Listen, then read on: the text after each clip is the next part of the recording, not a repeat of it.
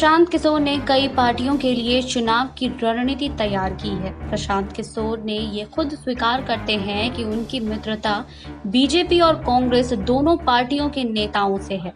सबसे पहली बार प्रशांत किशोर साल 2014 में चर्चा में आए थे, जब उन्होंने बीजेपी के लिए रणनीति बनाई थी और पार्टी को एक तरफा जीत हासिल हुई थी।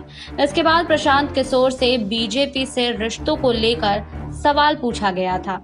2019 में आईआईटी दिल्ली में एक स्पेशल इंटरव्यू के दौरान प्रशांत किशोर ने कई अहम मुद्दों पर चर्चा भी की थी। वहीं बता दें कि प्रशांत किशोर से पूछा गया था कि आपके नरेंद्र मोदी से रिश्ते कैसे हैं।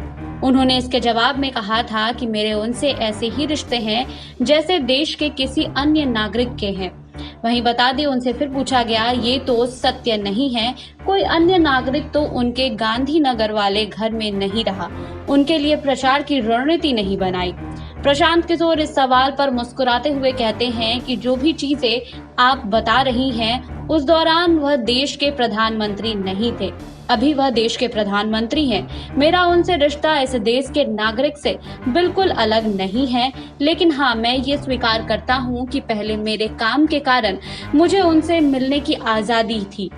बस इतना ही है। उन्होंने आगे कहा कि मेरा तो उनसे 2011 से पहले कोई रिश्ता भी नहीं था। उस दौरान भी उन्होंने मुझे काम करने का मौका दिया था।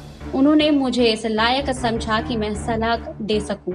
वहीं प्रशांत किशोर ने बताया है कि मेरे उनसे अब कोई स्पेशल रिश्ते नहीं हैं, चाहे आप किसी भी तरह से देखें। मुझे नहीं पता है कि आप किस संदर्भ में नरेंद्र मोदी से मेरा स्पेशल रिलेशन कह रही हैं। मैं उनसे कितनी बार मिला हूं, इसकी तो बिल्कुल सटीक गिनती मेरे पास नहीं है, लेकिन हाँ, अक्सर मिलता रहता हूं।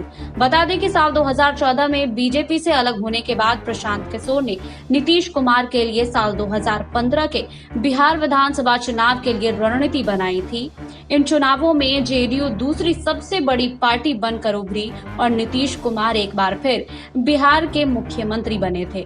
आपको हमारी ये रिपोर्ट कैसी लगी, हमें कमेंट बॉक्स में लिखिए। बाकी और खबरों के लिए जुड़े रहिए SPN 9 न्यूज के साथ।